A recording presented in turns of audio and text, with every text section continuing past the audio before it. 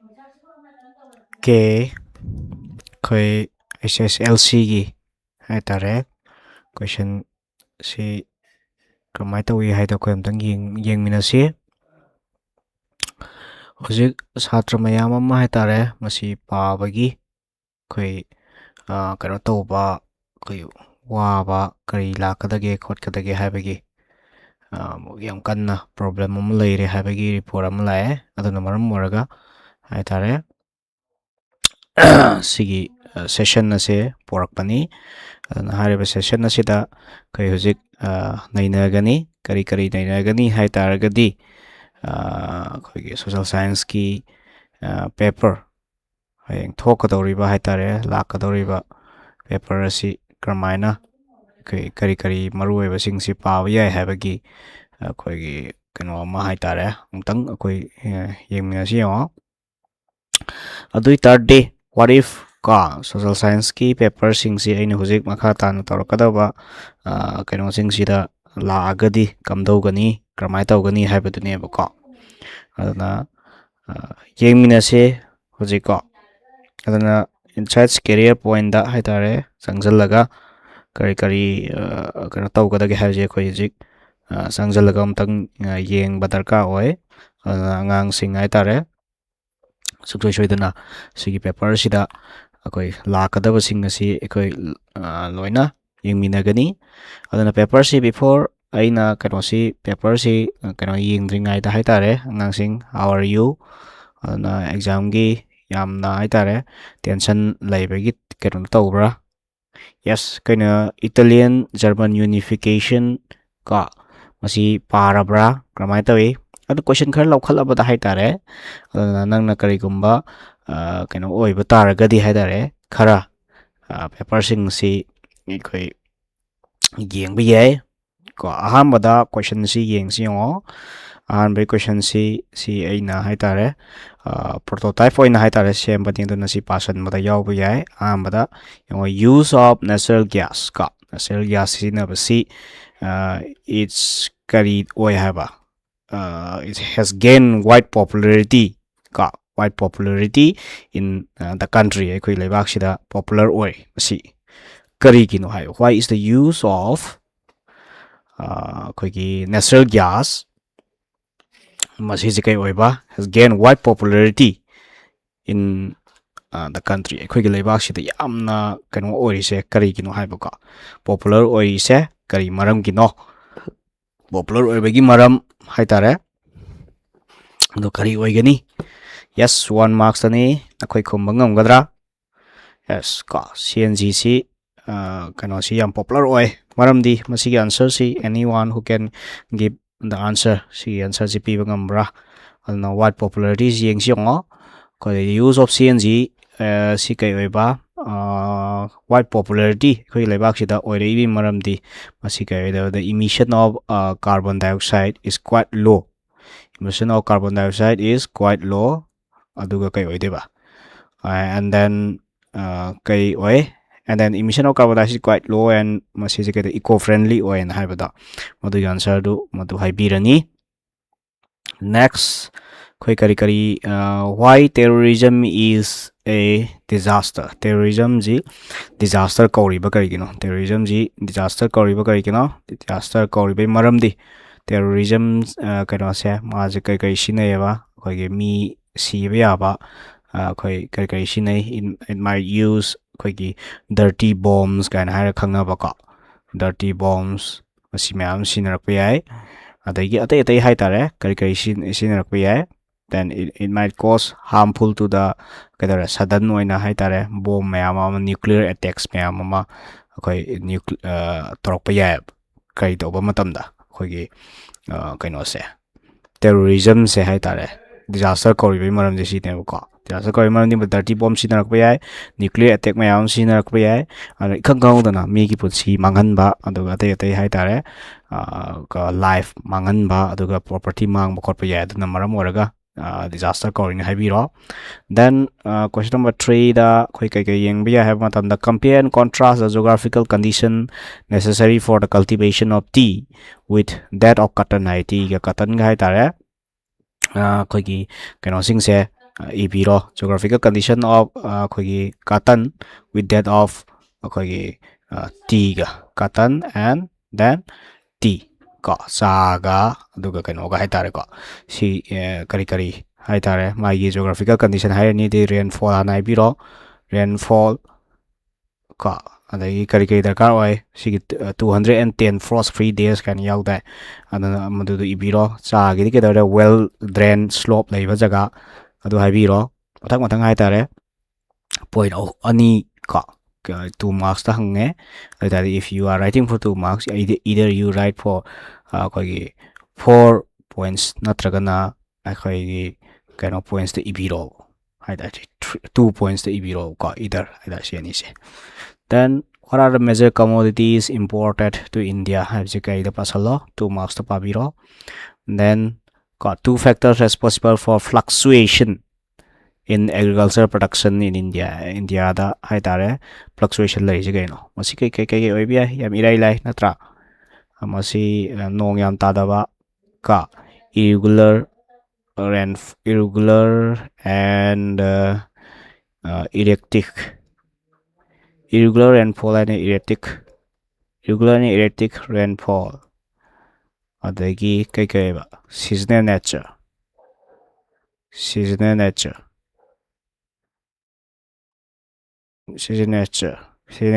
oiba aduga kai oi irregular and erratic rainfall ore seasonal nature monsoon lere adagi the lack of lack of adequate irrigation su leite thana maram oraga khoi kaidoba ngamde hai targadi kano se ngamde khoi gi rainfall se ka ado adagi atai kari hai tare ko on the outline map provided mark and name there in the following ka so the eo hai adu tardi kari ebi ka so the ahanba number 1 national highway number 1 ka national highway number 2 national highway number 2 si oye aduga ka black soil ko black soil ilai mani national highway number 2 na kitang lubra areas of black soil de ke era koi narrow area akoi maru en madhya pradesh ki jaga adagi narrow oiba rajasthan ki jaga changjan jaga maharashtra ki jaga khara the black soil oi maru en kai de yakpiro akoi gi madhya pradesh ki jaga sing de yakpiro ko chidai chida aduga sisina national highway number 2 highway number 2 se krai de yawi national highway number 2 si koi north eastern jaga gi sikkim ki jaga dai wai da leibra ko krai de lei siam tang hai tare chapter number 9 da koi yang tho ko number 3 waterways to bai do ko adai de yang mathang da how are severe land degradation cost karmaina koi kano tawi cost tawi hai taragadi si kai tawi kano overgrazing tawba adagi kari oiba mathang mining tawbadagi Jharkhand da overgrazing tawbadagi adagi kari tawba akhoi phumjan giba kari mayam yawi dena ko si point ahum irani deforestation due to mining adagi overgrazing then over irrigation Rajasthan ki jaga da over irrigation tawbadagi land degradation tawi kan causes ahum du ibiro mathang da question number 8 suggest 3 measures which would help the actual forest cover in India. Actual forest cover se quite karmana actual forest covers kamana hangan be actual forest cover can be ka actual forest cover si kamana increase to never can be increased kamana increase to be can be increased by increase to be hai taragadi number 1 to by creating shelter belts creating shelter belts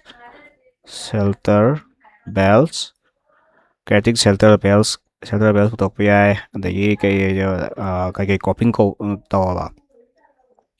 contour plugging adagi afforestation due to mining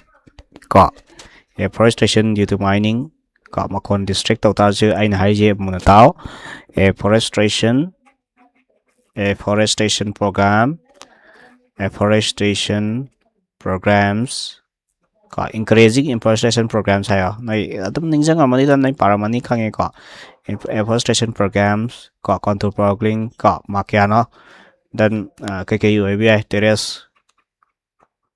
cultivation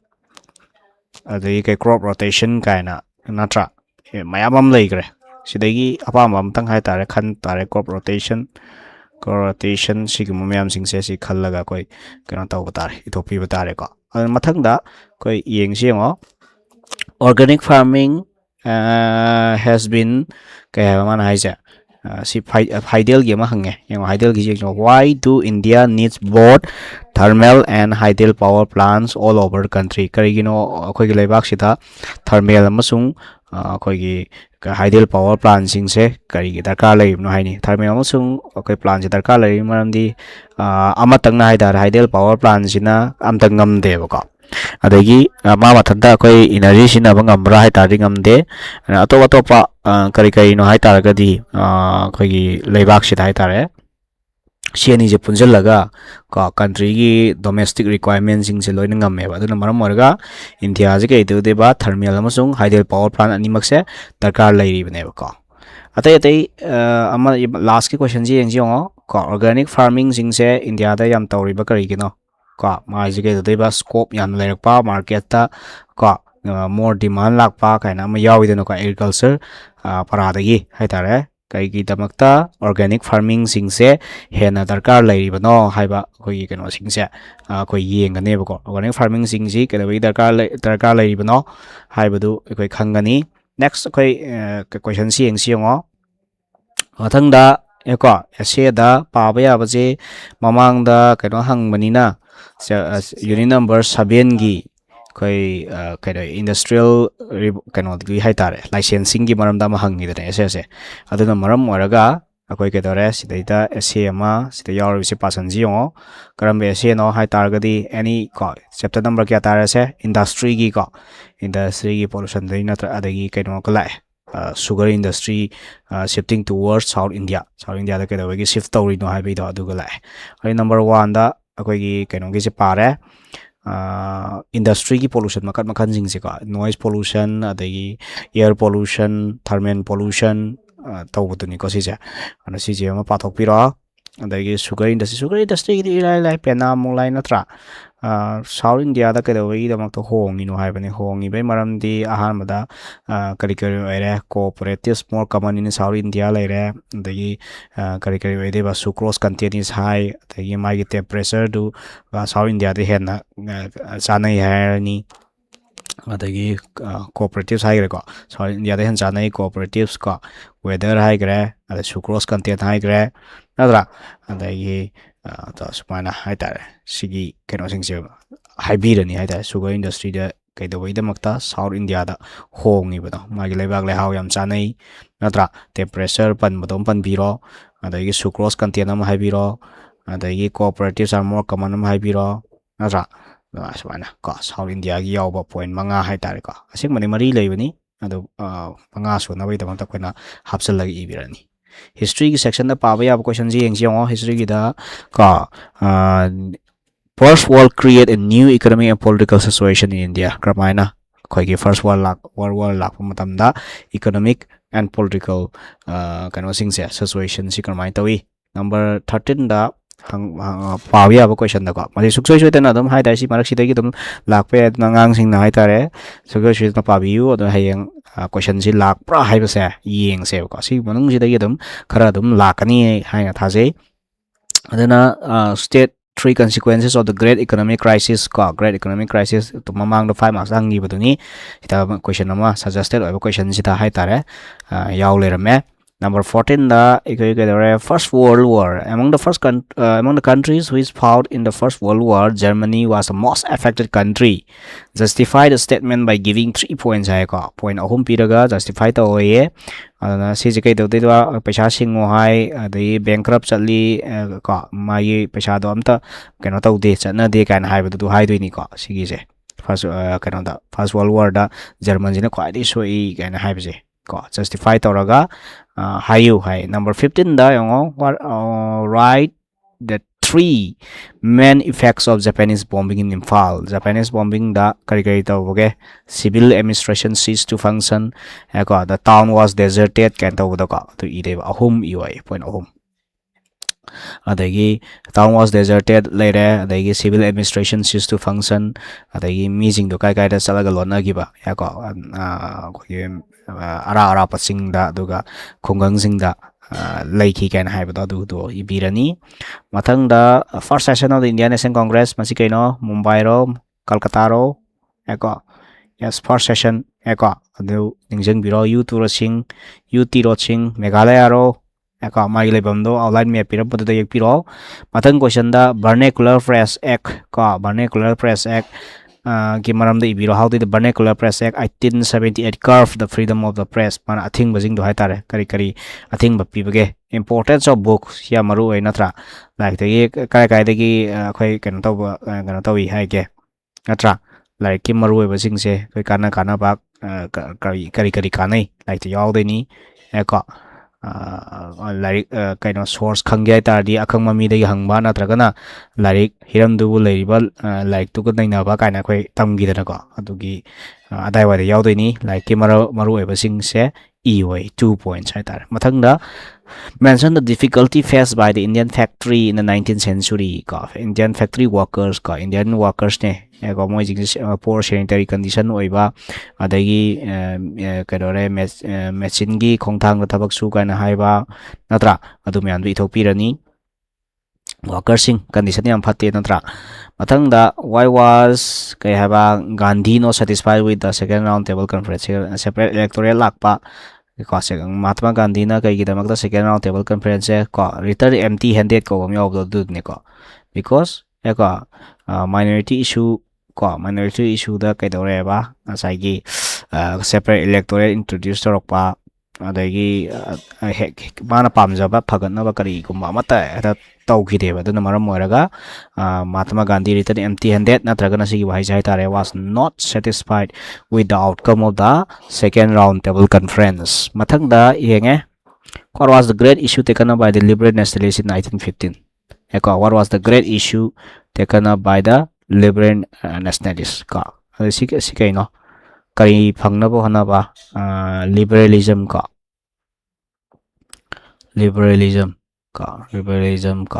economic aduga social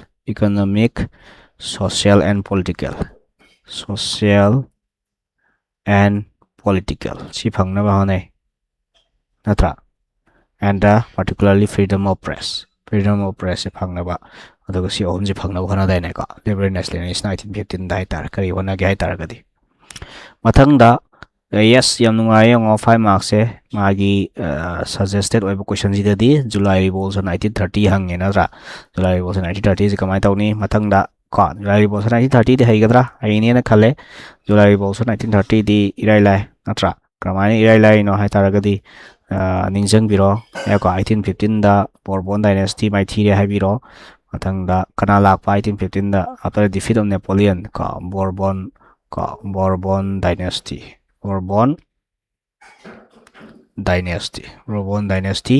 lae Bourbon dynasty la matungda kana lae ning thau lae Louis 18 dai hobiro Louis 18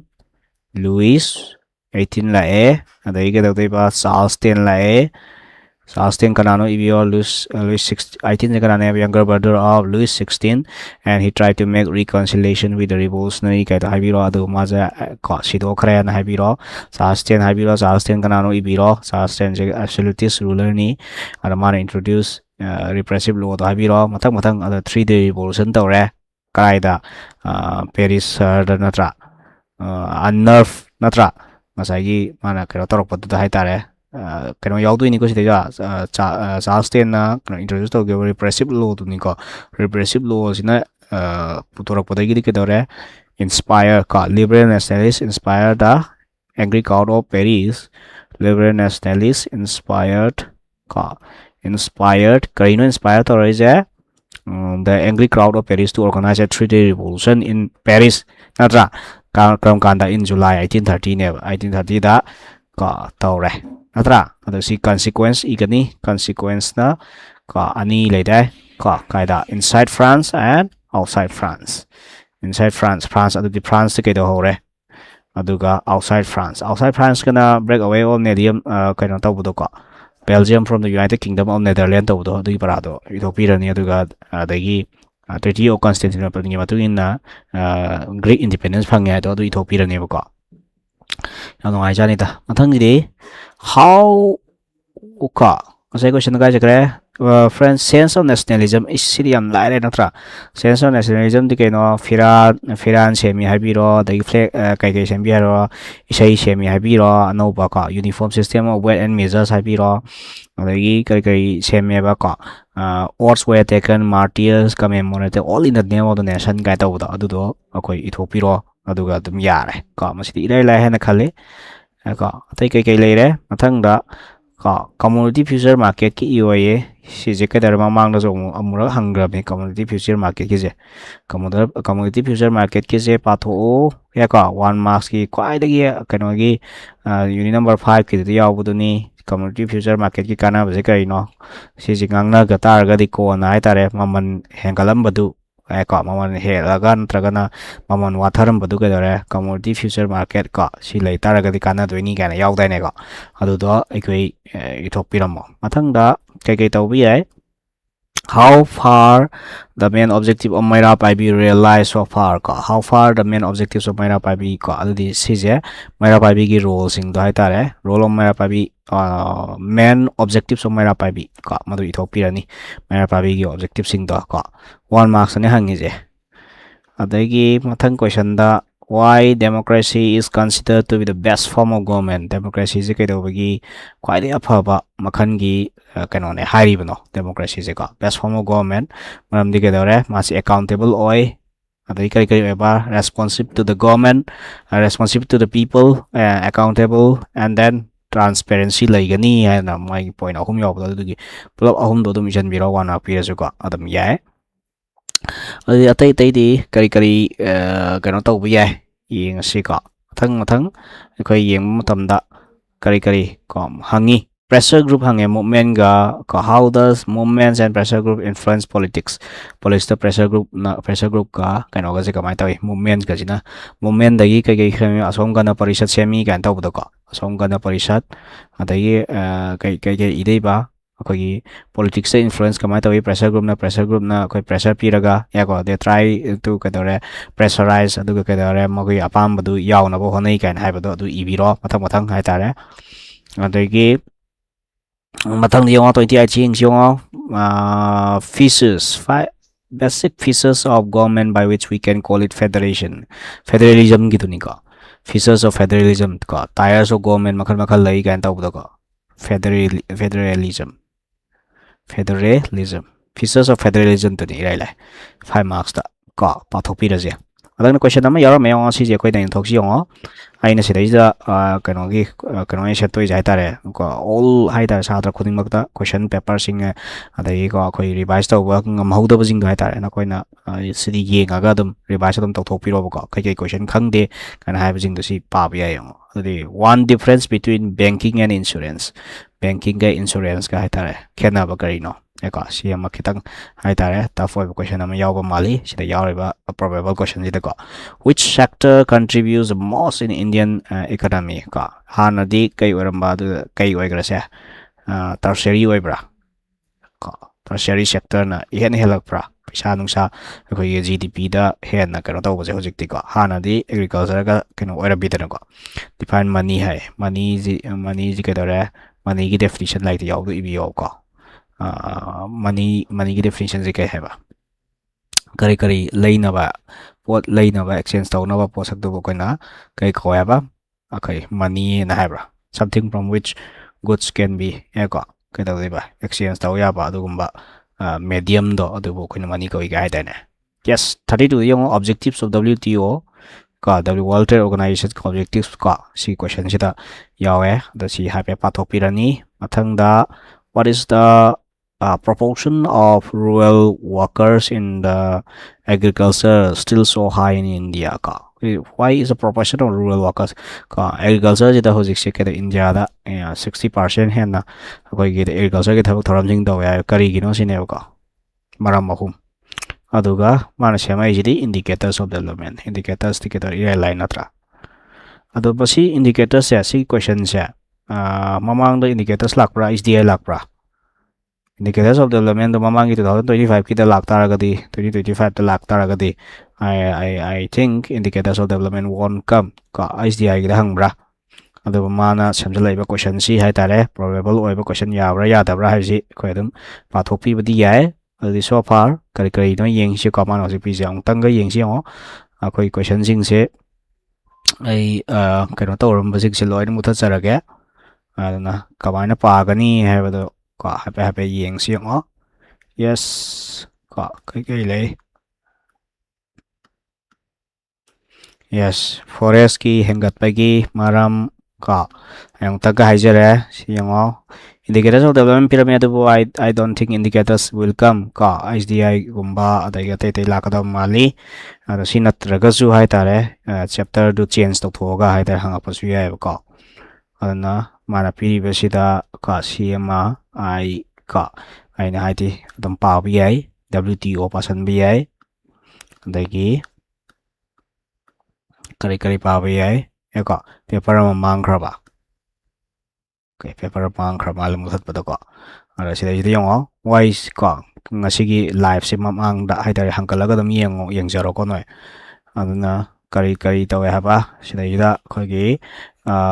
natural gas se kamaina keno tawri bano haiba pabirani natural gas ko mathaki question si khaita geography gi di I'm pretty sure geography gi di khara dom haitare kharam adum torokado mali ko question je sida gi dum torokado mali aduna haitare sana la thadok pai maram di la thadoga haitare kangang da yam share to yagadra haina khajaba ko adugi ne ko aduna si question sing je dum pabiro aduna haitare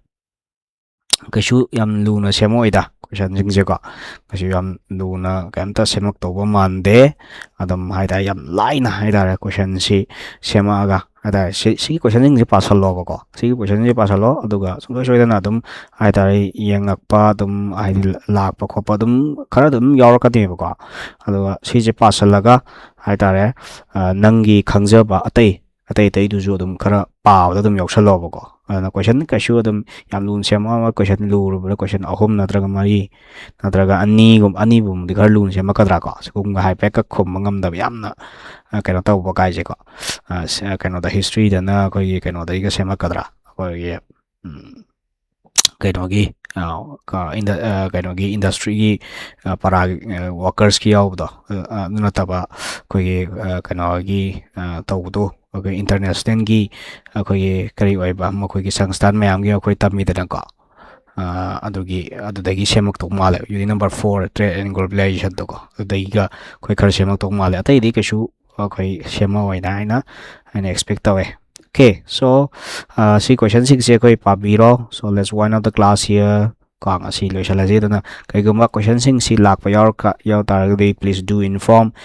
toro ko so let's wind up the class here asi loisala si nang paro ko pa bi copy toro so bye bye have a great day at the flying colors kaloina na magyam phangbo ero